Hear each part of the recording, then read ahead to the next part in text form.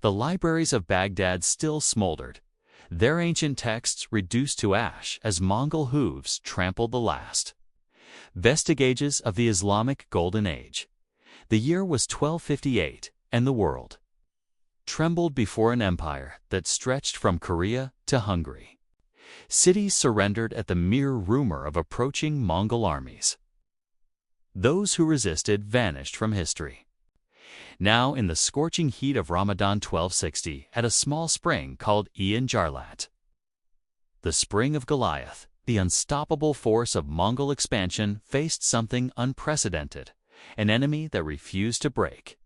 For 60 years, the horsemen of the steppe had rewritten the rules of warfare. They had crushed the greatest armies of China, Persia, and Russia. They had toppled dynasties that stood for centuries.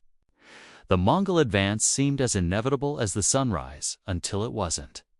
What happened at this obscure Palestinian spring would alter the course of world history. Had the battle ended differently, the Islamic world might have collapsed. Europe could have fallen next. The modern map with its nations, borders, and cultures might be unrecognizable. This is the story of how former slave soldiers made their stand against the mightiest military machine the world had ever known. It's a tale of tactical brilliance, desperate courage, and the razor's edge between annihilation and survival. If you're fascinated by moments where the course of history hinged on a single battle, please like this video to help others discover this crucial turning point. Your engagement helps our channel reach those who share your passion for history's pivotal moments. The Mongol Empire began with a boy named the Unstoppable Force Rise of the Mongol War Machine, Temujin. Born clutching a blood clot in his hand, an omen of greatness. Orphaned and left to die on the harsh steppes, he rose to unite warring tribes under a single banner. By 1206, he had become Ganghask Khn, universal ruler, commanding the loyalty of every nomad between Manchuria and the Caspian Sea. What made the Mongols different wasn't just their ferocity. It was their revolutionary approach to warfare. Their armies moved with a speed that defied comprehension. While medieval European armies might travel 15 miles in a day, Mongol forces could cover 60. Each warrior maintained 3 to 5 horses, switching mounts to prevent exhaustion. They traveled light, living off dried meat, fermented Mars milk, and blood drawn from their horses' veins when necessary. Communication across vast distances relied on a sophisticated relay system. Riders galloped between stations spaced 25 mi apart, transferring messages at speeds that wouldn't be matched until the telegraph 1,000 years later. Intelligence flowed back to commanders with unprecedented efficiency.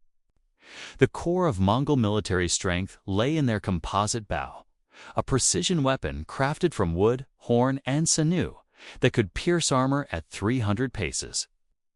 From childhood, Mongol boys trained to shoot from horseback at full gallop. A disciplined Mongol unit could release 20 arrows per minute, creating storms of death that blackened the sky. Their tactical system was equally revolutionary.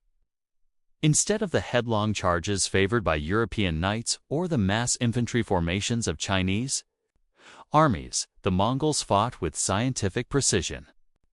Their basic unit, the Chumen of 10,000 riders, could split into smaller formations that maintained perfect coordination across miles of battlefield. Their favorite tactic, the feigned retreat, lured enemies into pursuit, exhausting their horses and breaking their formations.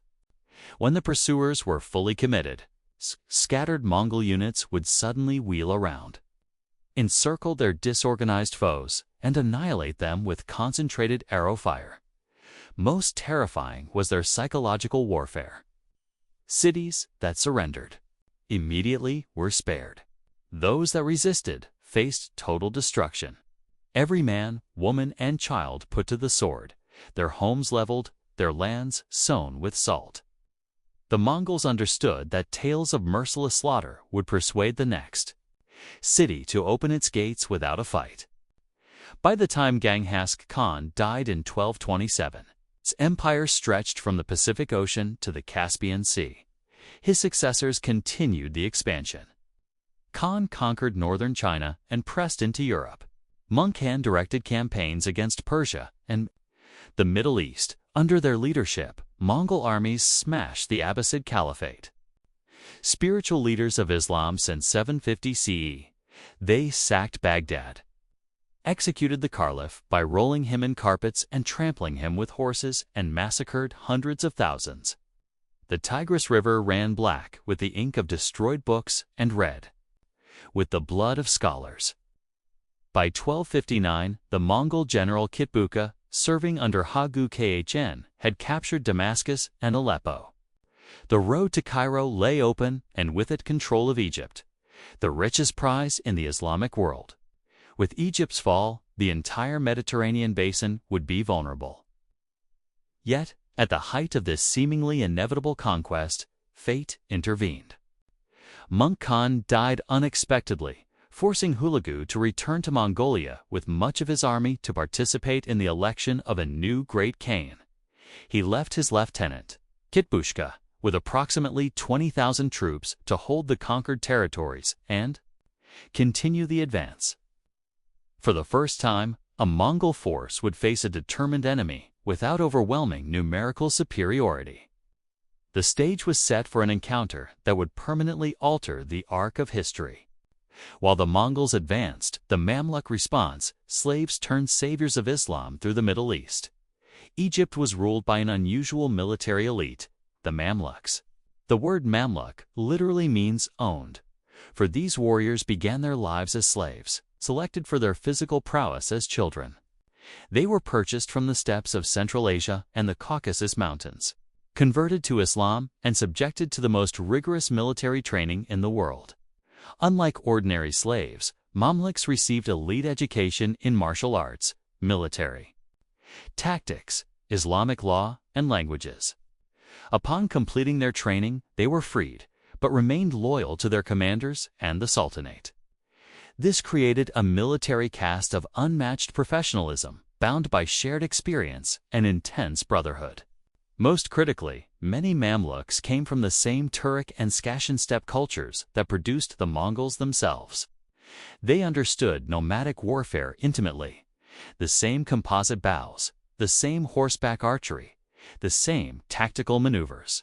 That had made the Mongols seemingly invincible. By 1260, the Mamluk Sultanate was led by Sif ad-Din Kuchuz, a man whose life embodied the Mamluk journey.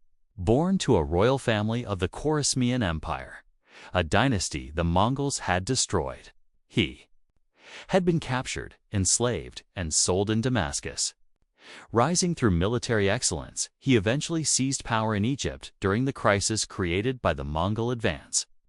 When refugees from fallen cities brought news of the Mongol horrors, Qutuz faced a pivotal decision. Conventional wisdom dictated submission. After all, the mightiest empires of the age had fallen. The Abbasid Caliphate, spiritual authority of Islam for 5 centuries, had been extinguished. Why would Egypt fare any better? But Qutuz understood 3 crucial factors that transformed the strategic equation. First, he recognized that Hulagu's departure with the bulk of the Mongol forces created a rare window of vulnerability. Instead of facing overwhelming numbers, the Mamluks would confront a smaller force under Kitbuka. Second, Egypt possessed military assets uniquely suited to counter Mongol tactics. The Mamluks weren't heavily armored European knights who could be outmaneuvered, nor were they lightly armed infantry who would break under cavalry charges.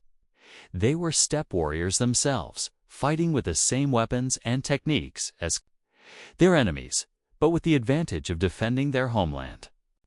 Third, and perhaps most powerfully, Qutuz grasped the potential of religious motivation.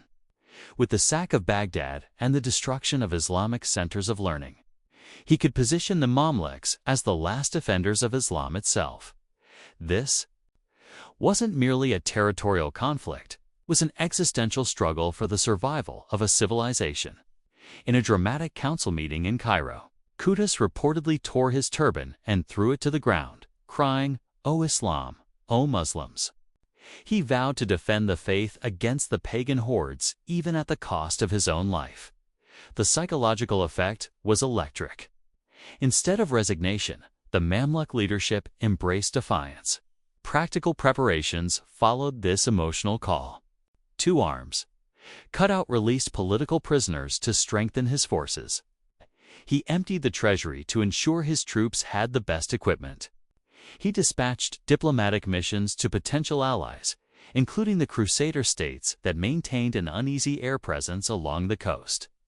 Most controversially, he executed Mongol ambassadors who arrived demanding submission. A shocking violation of diplomatic norms that made conflict inevitable. By killing the envoys, counters burned all bridges to negotiation. The Mamluks would fight or they would perish. While Qutuz prepared politically, his lieutenant Baibars, another former slave who had risen to military prominence, supervised tactical preparations. Baibars had encountered Mongol forces previously at the Battle of Angelut in 1243, one of the few commanders alive who had faced them and survived to analyze their methods. Under his direction, the Mamluks adapted their training regimen specifically to counter Mongol tactics. They practiced coordinated maneuvers to avoid encirclement. They drilled in maintaining formation during feigned retreats, the signature Mongol tactic that had broken so many armies. They studied the communication systems of Mongol tumans and developed countermeasures to disrupt their legendary coordination. Perhaps most importantly, Baibars constructed a comprehensive intelligence network. Bedouin scouts, merchants, and refugees provided constant updates on Mongol movements. By the time Kitzbutiya began his advance toward Egypt, the Mamluks had mapped his route, assessed his strength, and identified his vulnerabilities with remarkable precision. The strategic decision to advance rather than defend proved crucial. Instead of waiting for the Mongols to reach Egypt proper, the Mamluk army marched north through the Sinai Peninsula into Palestine. This allowed them to choose the battlefield that would neutralize Mongol advantages and maximize their own. They selected Ain Jalut, the Spring of Goliath, a valley in Galilee near Mount Gilboa. The site held symbolic significance as the legendary location where David slew Goliath. An apt metaphor for the coming confrontation between the smaller Islamic force and the Mongol giant. More practically, the terrain featured hills, streams, and woods that would restrict the Mongols' ability to employ their preferred open-field maneuvers. As the Mamluk army advanced northward in the summer heat of 1260, a sense of destiny gripped its ranks. For the first time, an Islamic force was moving to confront the Mongols rather than awaiting their arrival. The psychological effect was transformative, from resigned victims to active defenders of their faith and civilization. Consider how desperate the Islamic world must have felt facing this unstoppable force. What would you have done in Qutuz's position? Share your thoughts in the comments about whether you would have chosen to submit or resist in the face of such overwhelming odds. The Valley of Ajalit stretched between the hills of Galilee and Mount Gilboa. A battlefield preparations choosing the ground of history landscape etched with biblical history. This terrain with its natural springs, rocky outcroppings, and narrow passages differed dramatically from the open steppes where Mongol cavalry traditionally dominated. Here, the rolling landscape would constrain their movements and limit their ability to execute their sweeping flanking maneuvers. Water played a crucial role in the strategic calculus. The spring itself, Angelut, meaning Spring of Goliath, in Arabic, provided the only reliable water source in the region during the late summer heat. Whoever controlled this spring controlled the battlefield's tempo. The Mamluks, having arrived first, secured this vital resource and forced the Mongols to fight on their terms. To the east rose the hills of Gilboa, where King Saul had fallen to the Philistines centuries before. These elevations offered commanding views across the valley floor, allowing scouts to track enemy movements with precision. The Mamluk stationed Lookouts at these vantage points, creating an early warning system that would prove invaluable. The western approach featured groves of olive trees and terrace agricultural fields. Terrain that would disrupt cavalry formations and limit the effectiveness of the lightning-gassed Mongol charges. Further south, the valley narrowed between rocky promenies, creating potential bottlenecks where superior numbers counted for less than disciplined resistance. As the Mamluks arrived, they immediately began modifying the terrain to their advantage.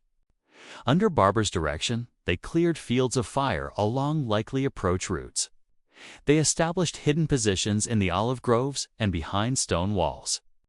Most importantly, they prepared multiple rally points where scattered units could regroup if initial engagements went poorly.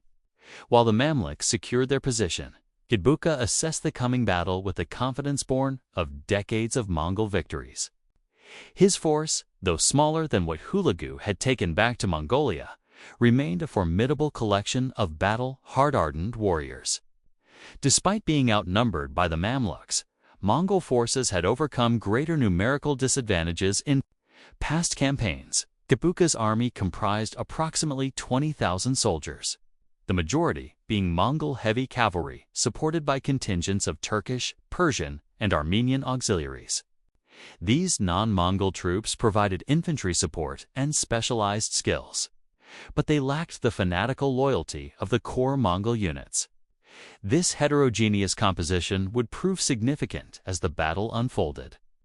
The Mongol commander organized his forces according to traditional decimal system: units of 10, 100,000, and 2 men, 10,000, each led by officers who could operate independently while maintaining coordination with the main force. This organizational flexibility had repeatedly allowed Mongol armies to adapt to changing battlefield conditions with unmatched speed. Kitbuka particularly relied on his scouts, mainly Turk horsemen familiar with the Levantine landscape, to provide intelligence on Mamluk positions and movements. These scouts returned with concerning reports. The Mamluks had not only chosen their ground well, but appeared to be executing sophisticated defensive preparations that mirrored Mongol methods. Nevertheless, Kitbuka's strategy remained rooted in proven Mongol tactics. Begin with long-range arrow fire to weaken enemy formations. Execute feigned retreats to draw pursuers into prepared killing zones. Then unleash coordinated charges against broken enemy formations. This approach had crushed dozens of armies from China to Hungary. What Kitbuka couldn't fully appreciate was how thoroughly the Mamluks had studied these very tactics. Under Kuchus and Barbers, the Egyptian forces had developed specific countermeasures for each phase of the Mongol battle plan. Against Mongol archery, they prepared mobile shield walls carried by dedicated infantry units. Against feigned retreats, they established strict command protocols. No unit would pursue without explicit orders, regardless of how tempting the opportunity might appear. Against coordinated charges, they positioned concealed reserves ready to strike at exposed Mongol flanks. Most innovatively, the Mamluks adapted their own version of the Mongol reserve system. Traditional Islamic armies committed all forces at once. But Kutus held back nearly a third of his troops, primarily his elite personal guard, out of sight behind the hills. These fresh troops would enter the battle at the decisive moment when both sides had exhausted their initial strength. The Mamluk army totaled approximately 24,000 warriors, a modest numerical advantage offset by the Mongols' superior tactical coordination. The corps consisted of 12,000 Mamluk heavy cavalry, former slaves trained since childhood in horsemanship, archery, and swordsmanship. Supporting them were Bedouin light cavalry, Kurdish infantry, and volunteer fighters drawn from across the Islamic world.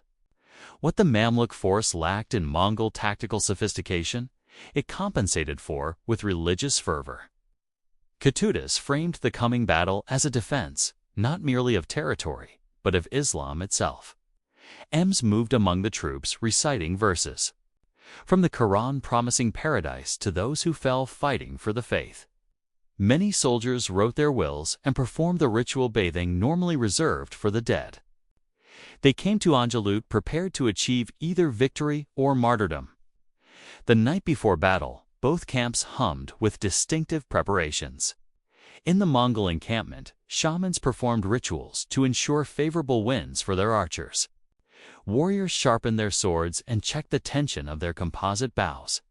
Most shared a meal of dried meat and fermented mare's milk, maintaining traditions that connected them to ancestors who had ridden with Genghishkhan himself.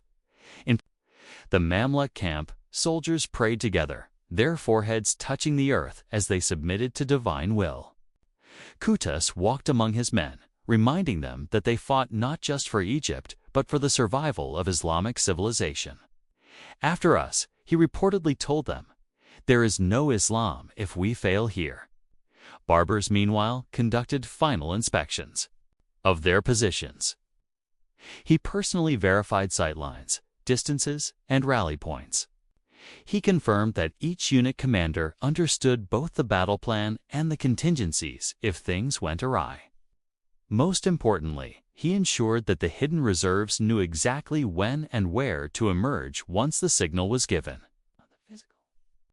Preparations were matched by psychological conditioning on both sides. The Mongols entered battle with absolute confidence, having never experienced defeat in a major engagement.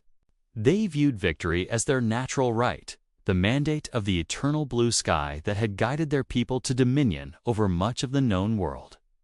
The Mamluks, conversely, carried the desperate courage of men with their backs against the wall.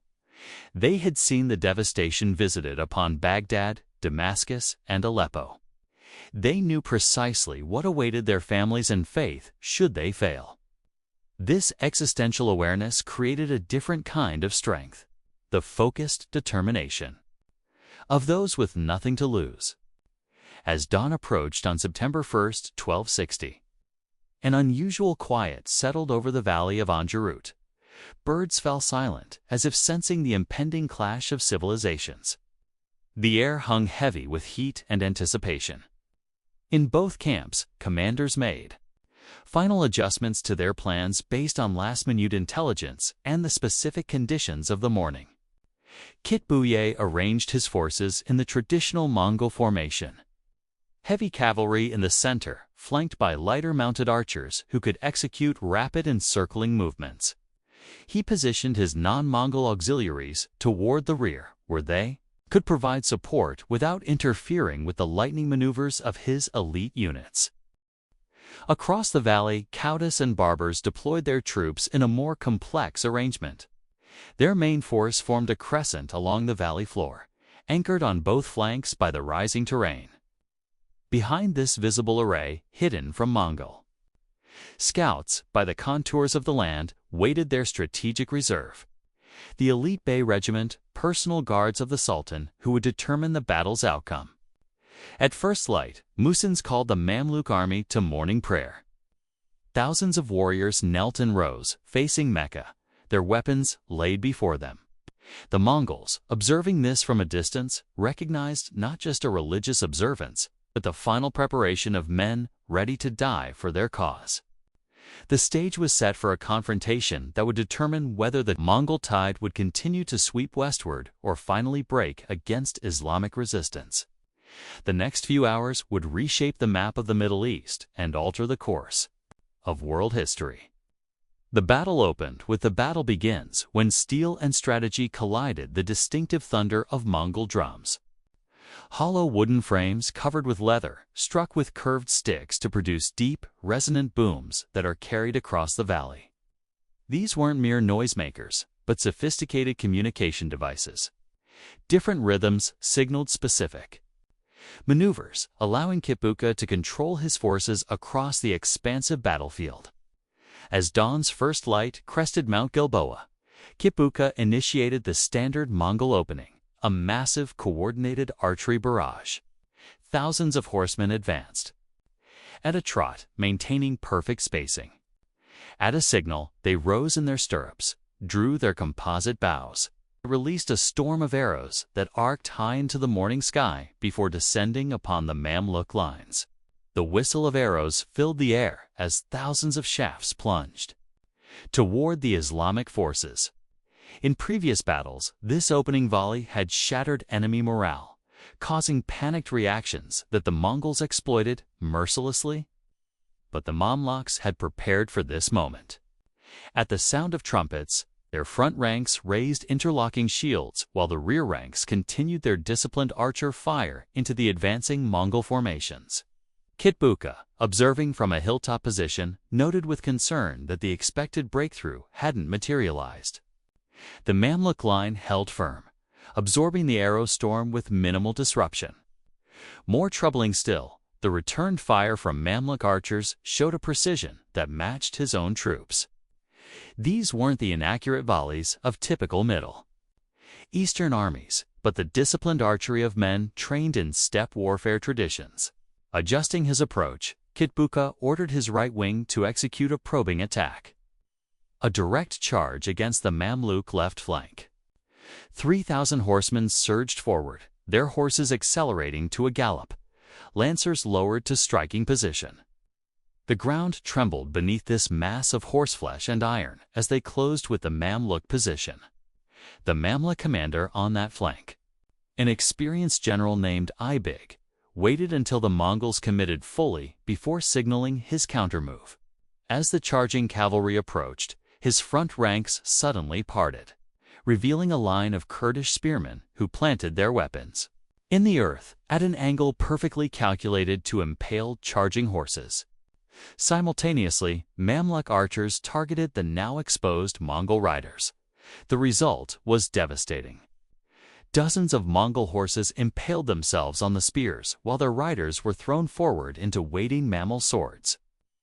Those who swerved to avoid the spear line found themselves channeled into prepared killing zones where concentrated arrow fire cut them down.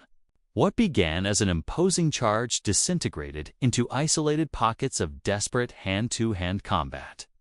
Seeing his right wing falter, Kitbushi adjusted his strategy. He ordered his center to fall back slightly, creating the impression of a weakening line, the beginning of the classic Mongol feigned retreat. This tactic had won countless battles, luring eager enemies into overextending themselves before the retreating Mongols suddenly wheeled around and counterattacked their disorganized pursuers. The Mamluk front ranks, seeing the Mongol center withdraw, began to advance. From Kitbuka's vantage point, the trap was unfolding perfectly. The Islamic forces pushed forward, their formations starting to stretch as faster units outpaced their comrades. Soon they would be vulnerable to his planned encirclement. But Barbers, commanding the Mamluk vanguard, recognized the stratagem immediately. Having studied Mongol tactics exhaustively, he maintained strict discipline among his advancing troops. Rather than allowing an enthusiastic pursuit that would have fragmented his formation, he kept his units in tight coordination, advancing methodically while maintaining their defensive cohesion. More remarkably, Bibis then turned the Mongols' own tactic against them. He ordered a portion of his force, about 5,000 horsemen, to execute their own feigned retreat. These riders suddenly broke from the main Mamluk body, appearing to flee in disarray toward the hills on the eastern flank. Kitbuka, seeing this apparent breakdown in Mamluk discipline, directed his left wing to pursue and destroy these fleeing units.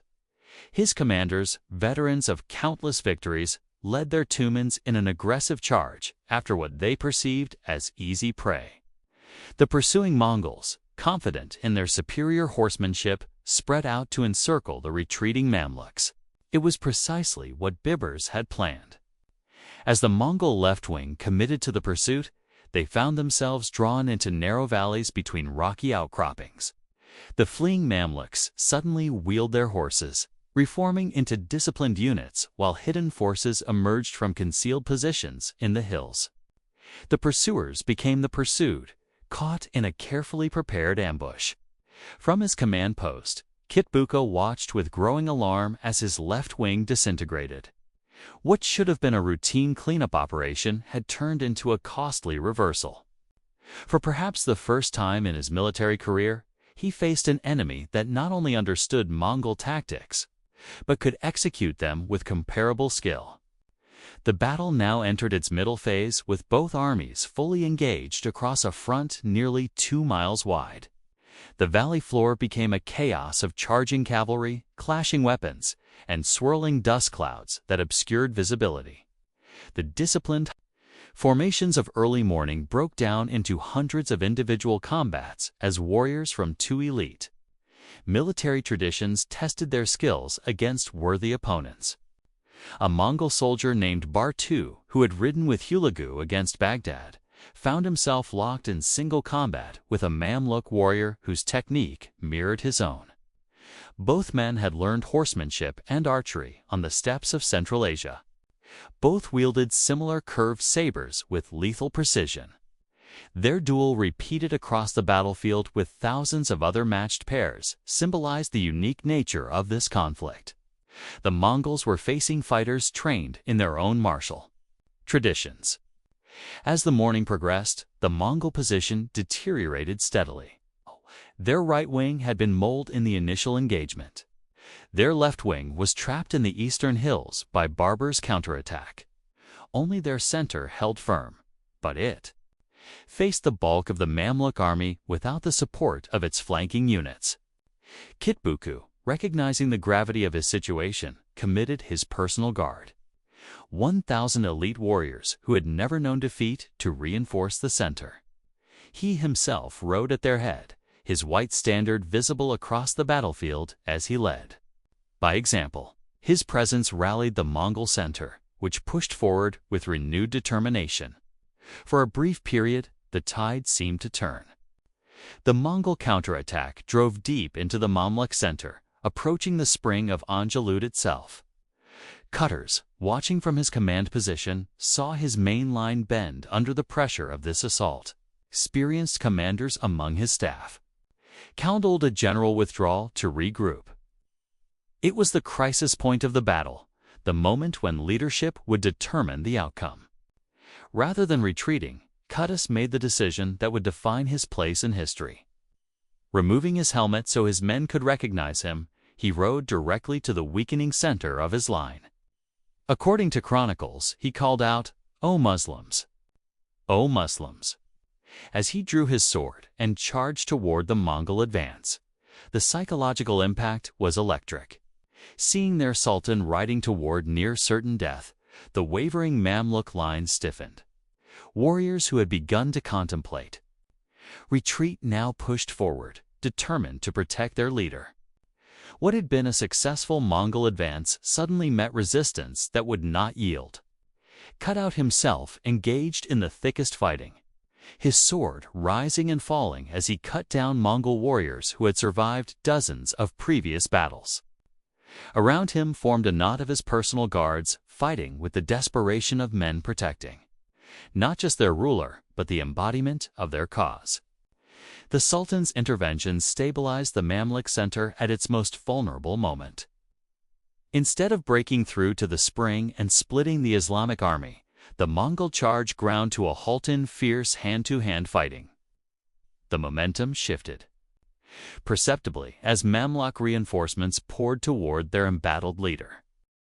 Kituka, observing this development from his position with the Mongol reserve, recognized that his breakthrough had stalled. With both flanks compromised and his center now locked in a costly frontal engagement, he faced a strategic dilemma that no Mongol commander of his generation had encountered: the prospect of defeat. He might still have salvaged a withdrawal, if not for what happened next. The non-Mongol auxiliaries, Christians from Armenia and Georgia, who had been pressed into service, chose this moment to switch sides. Seeing the Mammal resistance holding firm, calculating that Mongol victory was no longer assured, they turned their weapons against their URSTW masters. This betrayal created chaos in the Mongol rear. Units that should have been providing support for the central advance suddenly found themselves fighting for survival against enemies within their own ranks. The precise coordination that defined Mongol military operations collapsed as communication broke down between increasingly isolated groups of warriors. Sensing this disarray, Kutus gave the signal for his master stroke. From behind the hills, to the south emerged the Mamluk Reserve, 12,000 fresh troops who had not yet participated in the fighting. These elite soldiers, primarily from the Sultan's personal Bahari regiment, had waited patiently throughout the morning's engagement. Now they thundered onto the battlefield in perfect formation, their weapons gleaming in the midday sun, their war cries filling the valley as they smashed into the disorganized Mongol positions. The psychological impact of this fresh force appearing at the moment of greatest Mongol vulnerability cannot be overstated. Mongol warriors who had held firm through hours of brutal combat suddenly found themselves facing unweighed opponents who attacked with coordinated precision. The thin thread of Mongol cohesion, already strained by the auxiliary betrayal, now snapped completely. Kitbuka, recognizing that defeat was imminent, made one final attempt to salvage honor, if not victory. Gathering what remained of his personal guard, he launched a desperate charge directly at Kutus himself. If he could kill the Mamluk leader, even as his own army disintegrated, he might yet change the battle's outcome. The Mongol commander cut through the Mamluk ranks with the ferocity of desperation, his sword claiming lives with each swing as he drove toward the Sultan's standard. For a moment, it seemed he might reach his target. But the Mamluk royal guard closed ranks around their leader, absorbing the Mongol charge with their bodies. In the furious melee that followed, Kibuka's horse was hamstrung by a Mamluk spear thrust. The Mongol general fell to the ground but continued fighting on foot, refusing offers of surrender as he wielded his sword in increasingly exhausted arcs. Finally, overwhelmed by numbers, he was captured alive, a rare distinction for a Mongol commander who would typically choose death over the dishonor of defeat. With their commander captured and their formation shattered, the remaining Mongol forces broke into a disorganized retreat. What began as a tactical withdrawal quickly descended into a rout as Mamluk pursuit units harried the fleeing Mongols across the countryside. Many were cut down as they fled. Others surrendered when overtaken. Only a small fraction of Kizbuka's once mighty host escaped to carry news of the catastrophe back to Mongol territories. By late afternoon, the outcome was clear. For the first time in their inset westward expansion, the Mongols had suffered not merely a setback, but a decisive defeat. The field of Ain Jaret was littered with the bodies of warriors from both sides. But the proportions told the story. For every mammal who fell, 4 or 5 Mongol dead lay scattered across the valley. The spring of Goliath, which had witnessed so many pivotal moments in history, now added another to its chronicle. The seemingly invincible force that had rewritten the rules of warfare for 2 generations had finally met its match in warriors who had studied their methods and adapted them to their own purposes. As the sun set over the valley, Kutus gathered his commanders to give thanks for their victory. The Mongol tide had reached its high water mark and begun to recede. The Islamic world would survive. Victory and aftermath, the fall of Kitbuka, the rise of Baybars, the battle won. Kutus ordered Kitbuka brought before him. The Mongol general, though wounded and in chains, maintained the proud bearing that befitted a commander of his rank. According to chronicles of the time, Kitbuka refused to kneel or show deference to his captor. "Had fortune favored me, your fate would be mine," Kitbuka reportedly told the Sultan.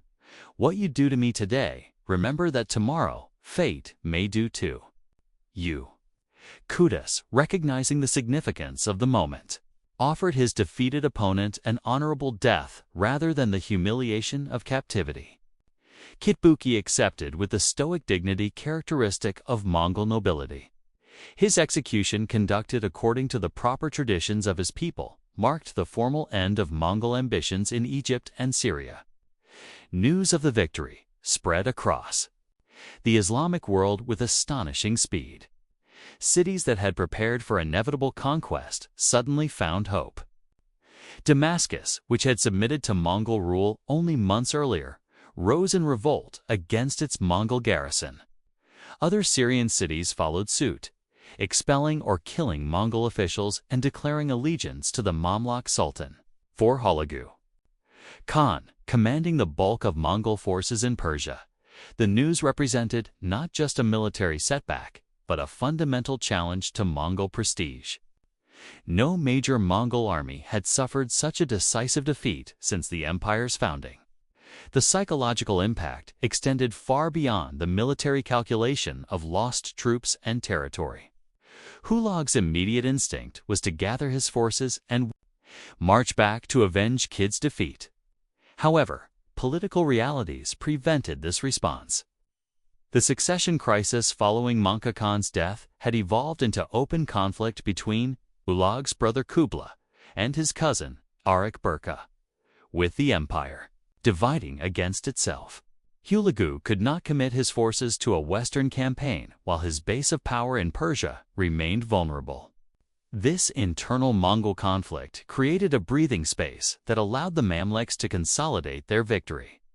Kuchus moved quickly to secure Syria, appointing governors and garrisons to maintain Mamluk control over reclaimed territories. His triumphant return toward Cairo resembled a royal progress as cities along the route celebrated their deliverance from Mongol domination. Yet, in the midst of this triumph occurred one of history's most consequential assassinations. On October 24, 1260, barely 7 weeks after the victory at Anjaralut, Qaras was murdered during a hunting expedition near Alarish in the Sinai Peninsula. His killer was none other than Bibbers, a brilliant commander whose tactical innovations had contributed significantly to the victory. The motivations behind this betrayal remain debated by historians. Some suggest Babas acted from personal ambition, eliminating the one man who stood between him and the Sultanate. Others point to Kutus's failure to reward Baibars with the governorship of Aleppo, which had been promised before the battle. Most compelling is the theory that Barbars represented a faction within the Mamluk hierarchy that favored more aggressive policies against both the Mongols and the Crusader states than Kuchus had planned to pursue. Whatever the motives, the consequences were immediate. Barbar seized power and was proclaimed Sultan in Cairo, beginning a reign that would last until 1277. Under his leadership, the Mamluk Sultanate would emerge as the dominant power in the Middle East, expanding its territories and establishing political structures that would endure for centuries. The aftershocks of Anjaralut extended far beyond Egypt and Syria. For the Mongol Empire, the defeat accelerated a process of fragmentation that had begun with Munk's death.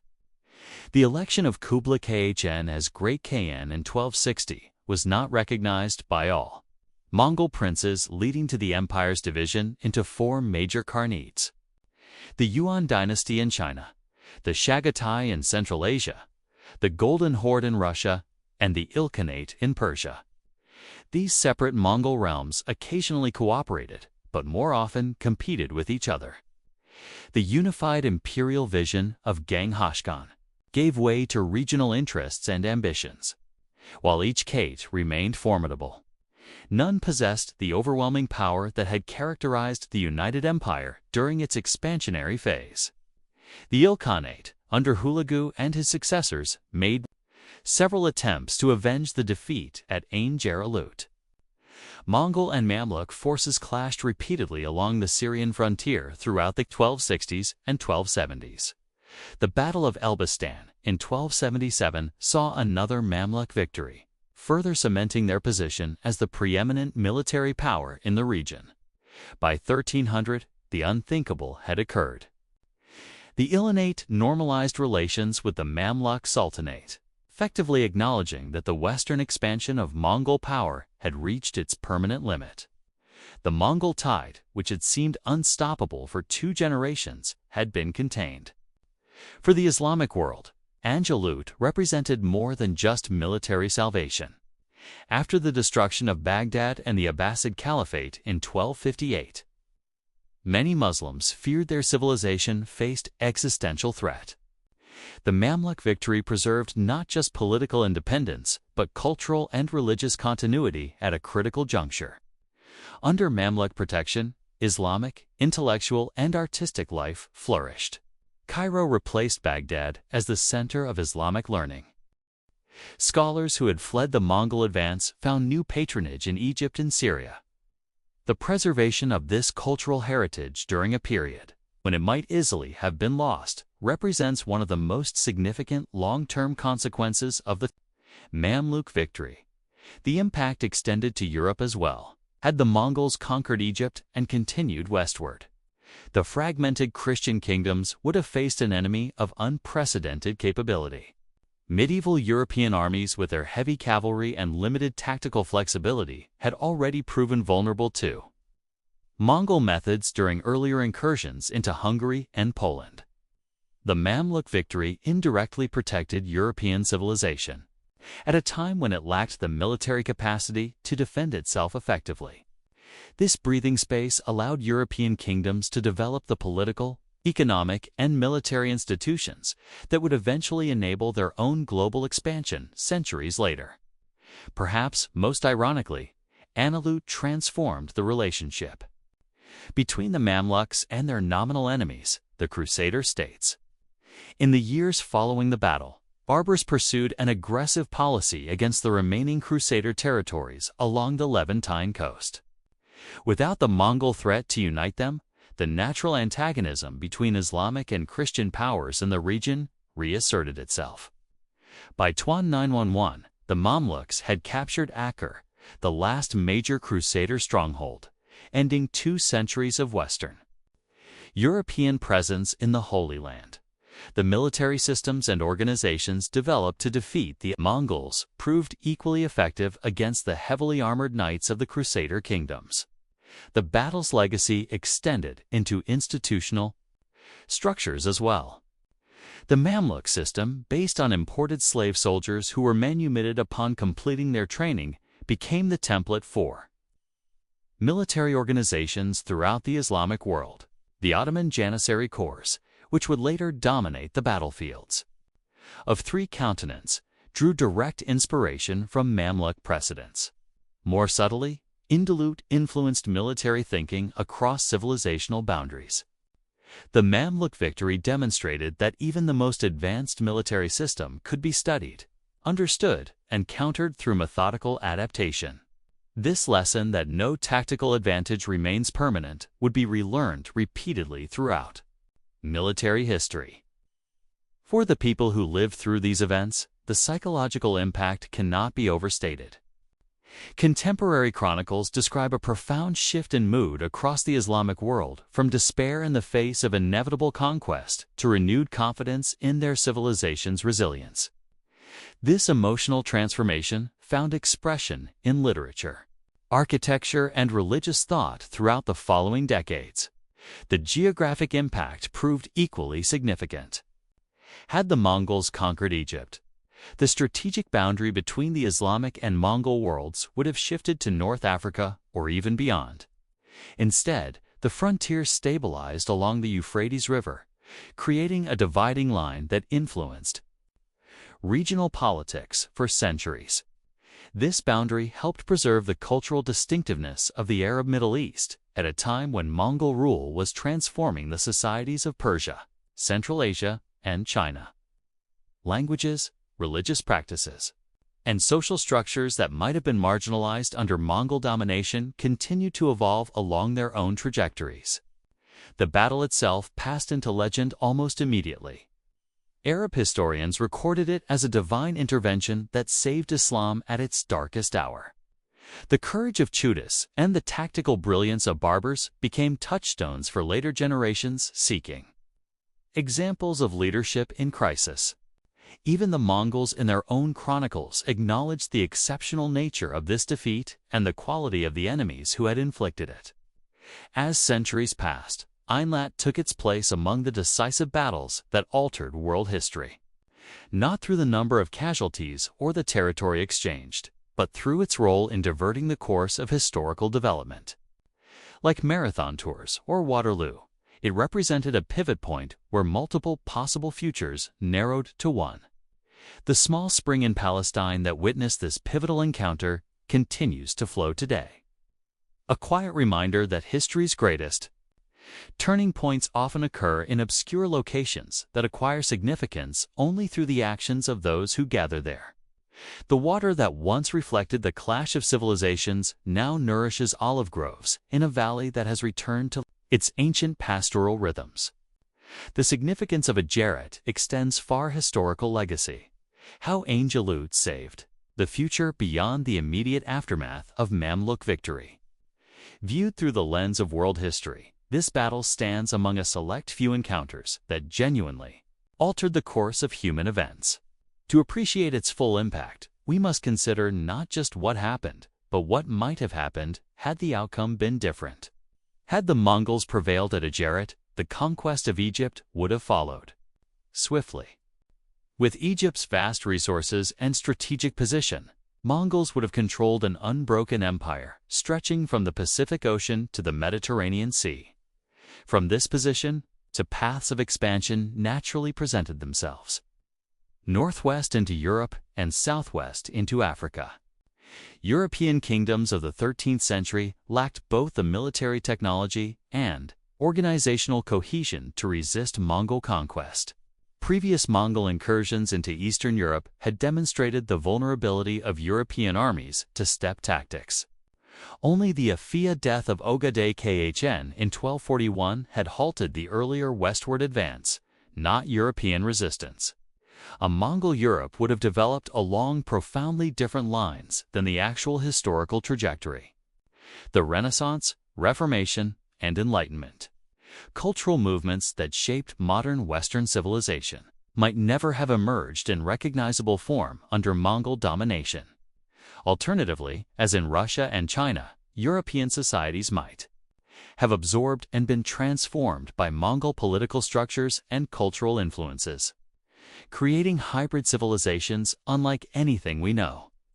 The conquest of North Africa would have been equally consequential. The rich trading networks connecting Sub-Sahara and Africa to the Mediterranean would have fallen under Mongol control.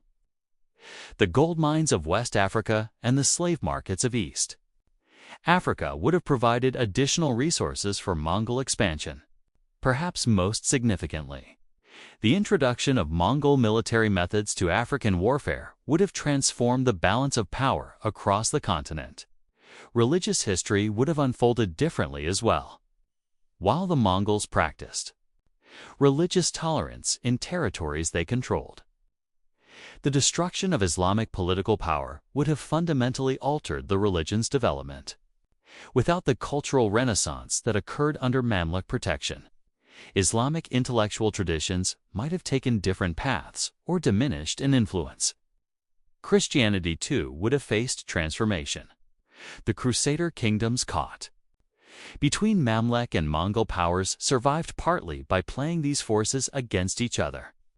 With Mongol domination of the entire region, the European connection to the Holy Land would have operated under entirely different parameters. The religious conflicts that shaped European identity through the medieval period might have resolved along different lines. Jewish communities across the Middle East and Europe, already adjusting to changing political realities, would have confronted yet another imperial system. Given the generally favorable conditions Jews experienced under Mongol rule in other regions, their social position might have improved relative to their status under Christian and Muslim governance. Economic history would have been rewritten as well. The Mongol Empire created the largest free trade zone the world had ever seen, connecting markets from China to Eastern Europe, extending this integrated economic space to include the Mediterranean basin would have accelerated commercial exchange and technological transfer between Eastern and Western civilizations.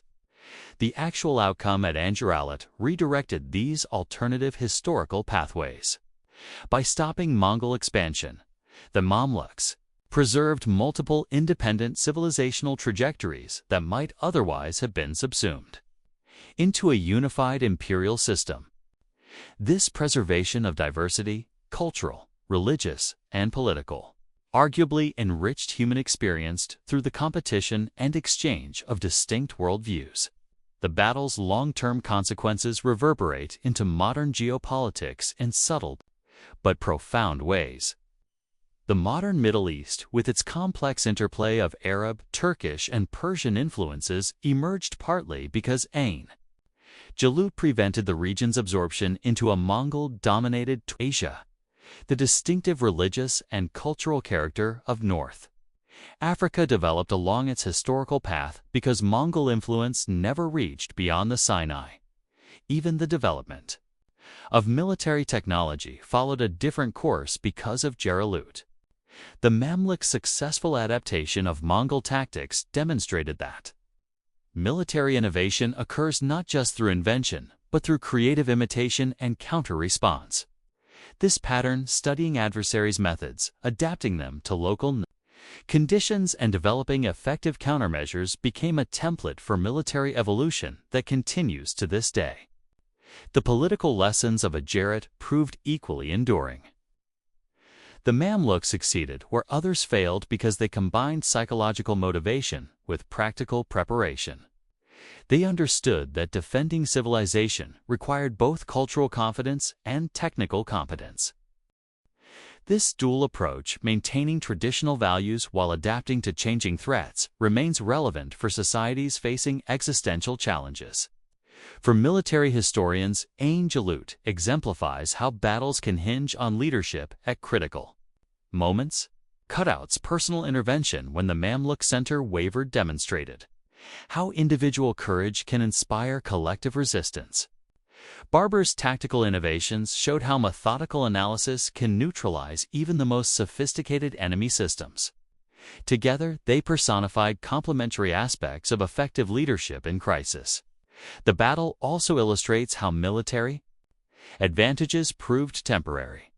For 2 generations, the Mongols enjoyed what seemed an insurmountable edge in organization, mobility, and tactical coordination.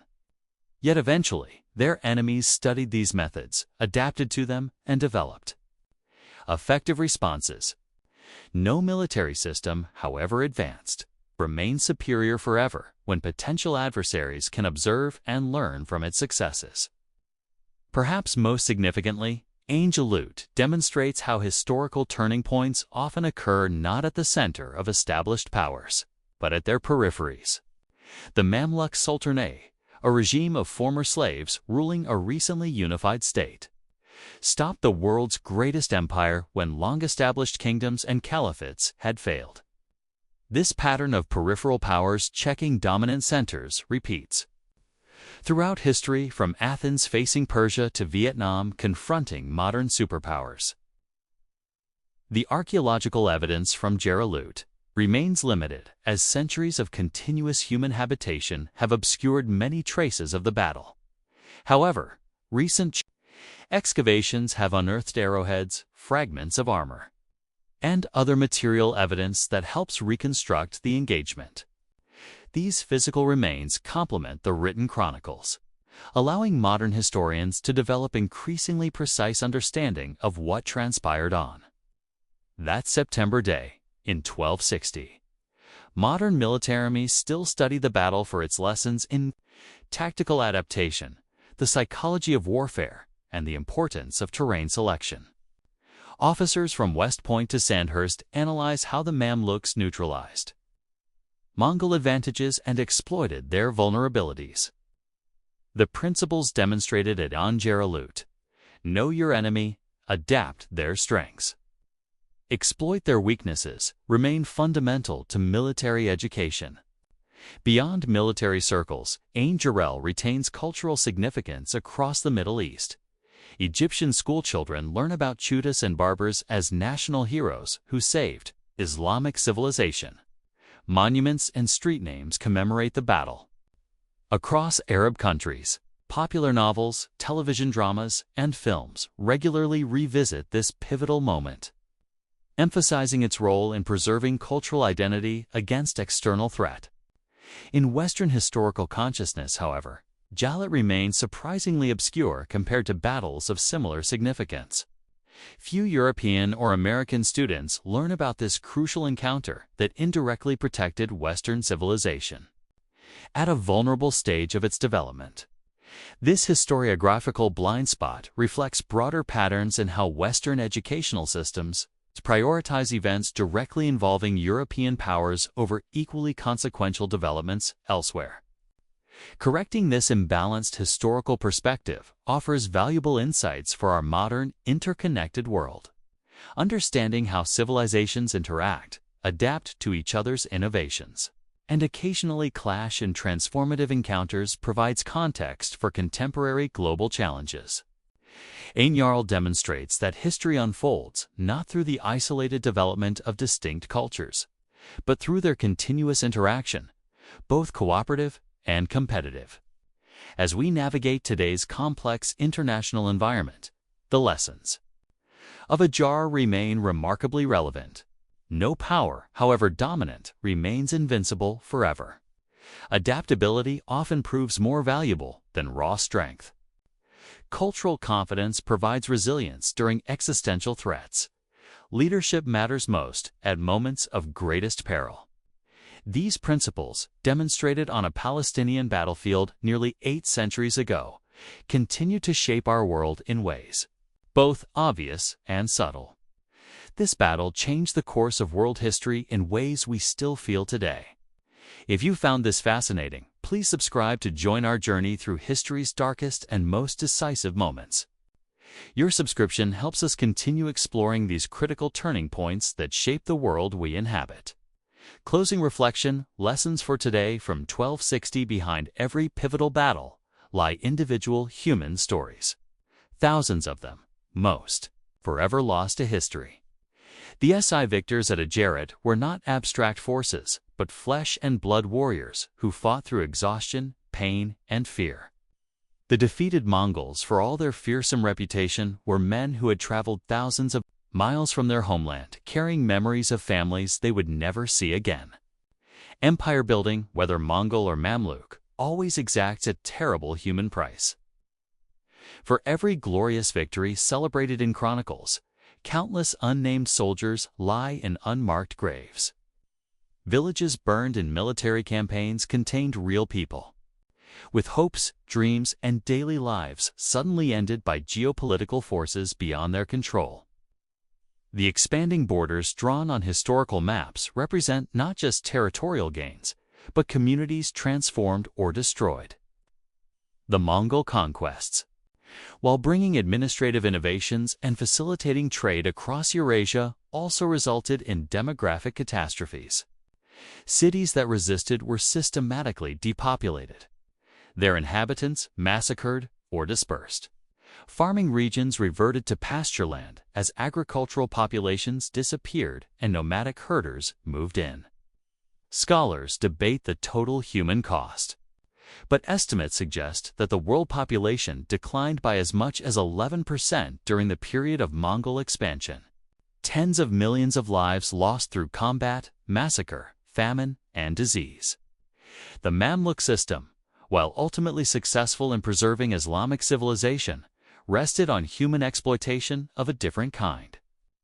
The elite warriors who achieved victory at Anjalut began their lives as children purchased or captured from Central Asian and Caucasian communities, forcibly converted to Islam, and subjected to brutal military training. Their individual stories, torn from their families and cultures, transported across continents, and transformed into instruments of someone else's power, remind us that even history's heroes often emerge from profound personal trauma. These human dimensions of historical events connect directly to modern conflicts and power dynamics. Today's world powers, like the Mongols and Mamluks before them, justify their actions through grand narratives of security, prosperity, or ideological necessity. Yet on the ground, ordinary people continue to bear the costs of these geopolitical calculations. Contemporary military interventions, economic sanctions, proxy wars, and border policies create human consequences as real as those experienced in the 13th century. Refugees fleeing conflict zones today follow paths not dissimilar to those taken by people escaping the Mongol advance. Communities rebuilding after modern warfare face challenges that would be recognizable to the residents of Damascus or Aleppo recovering from Mongol occupation. The technologies have changed, but the fundamental dynamics remain. Powerful actors pursue strategic interests, while less powerful populations adapt, resist, or suffer the consequences. Understanding this continuity helps us view current events not as unprecedented modern phenomena, but as variations on historical patterns that have repeated throughout human experience. The ultimate lesson of Angelut, that no empire lasts forever, offers both caution and comfort for our present moment. Every dominant power throughout history believed its position unassailable until proven otherwise. The Mongols who conquered more territory in 25 years than Rome acquired in 4 centuries seemed unstoppable until they met the Mamluks at a small spring in Palestine. This pattern of imperial rise and fall continues through history with remarkable consistency. The Portuguese and Spanish overseas empires gave way to British and French dominance. The Soviet Union collapsed after decades of superpower status. Today's international order, shaped primarily by American power since 1945, already shows signs of transformation as new powers emerge and old assumptions change. What makes empires vulnerable isn't simply external opposition, but internal dynamics that undermine their apparent advantages. The Mongol Empire fragmented partly because of succession disputes after Mancha Khan's death, creating the political conditions that prevented a coordinated response to the defeat at Angelut. Similarly, modern powers often face internal contradictions that constrain their actions regardless of their material resources or technological advantages. These historical patterns don't dictate deterministic outcomes, but they do suggest humility in projecting power and wisdom in recognizing limits. The most enduring human achievements have rarely come from unchecked imperial expansion, but from balanced systems that channel competitive energies into productive rather than destructive directions. For individuals navigating today's complex world offers personal as well as political lessons. The Mamluk victory demonstrates how apparent disadvantages can become strengths when properly leveraged. Their warrior-slave background, initially a mark of lower status, provided them with military skills and organizational discipline that proved decisive in crisis.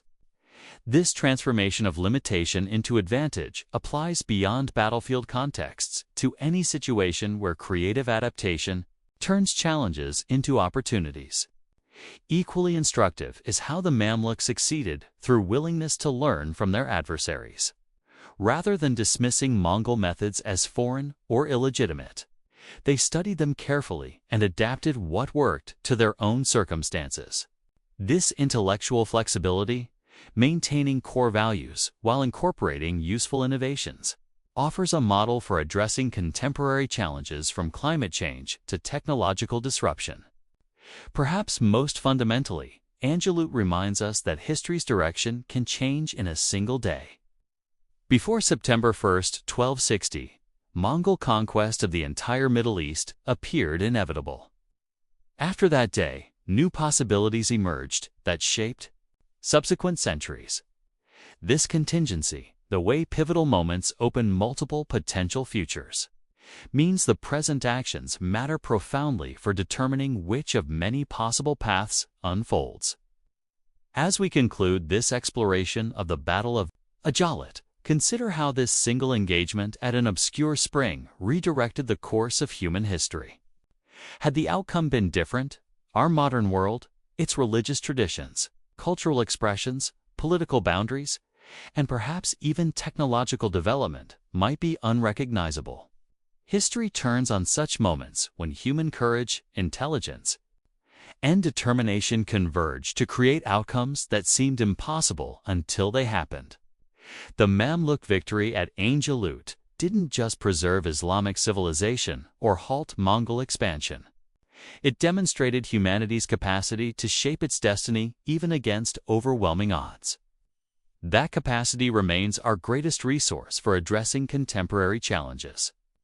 Like the mammals facing seemingly invincible Mongol forces, we confront problems that can appear insurmountable: climate change, technological disruption, social polarization, economic inequality. Their example reminds us that determined human action, guided by clear vision and implemented with disciplined execution, can transform apparent inevitabilities into new possibilities.